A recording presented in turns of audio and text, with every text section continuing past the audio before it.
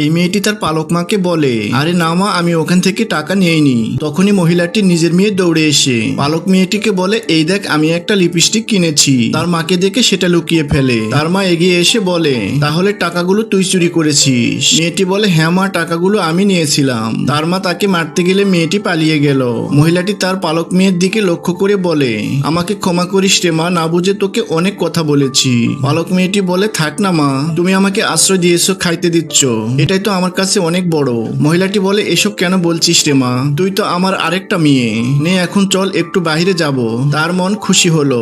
সে তার মায়ের সাথে বাহিরে এলে তার মা হাঁটতে হাঁটতে বলে, এই ব্যাংকের কার্ডটা তোর কাছে রাখ, বলে কার্ডটি তার হাতে দিল। সে কার্ড হাতে নিয়ে ভাবলো। মা বাড়িতে ফিরে দেখে তার ছোট্ট মেয়ে টিকটক করছে।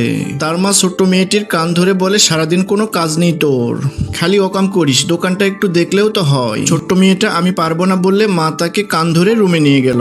পালক মেয়েটা কার্ড হাতে নিয়ে ভাবতে লাগলো, মা কেন তাকে এই কার্ডটি দিয়েছিল। পরের পার্ট দেখতে চাইলে লাইক দিয়ে কমেন্টে লিখুন পার্ট 2।